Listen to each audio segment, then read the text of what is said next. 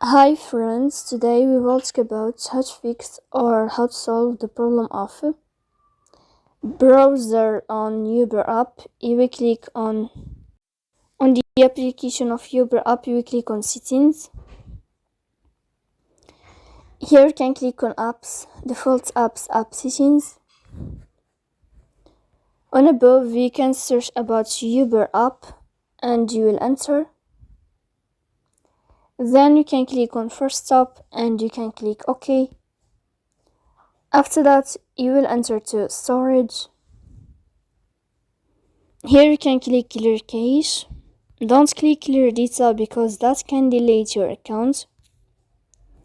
In the end you can turn off your phone and you can turn on your phone again to fix that problem. So please don't forget to support us by like and subscribe.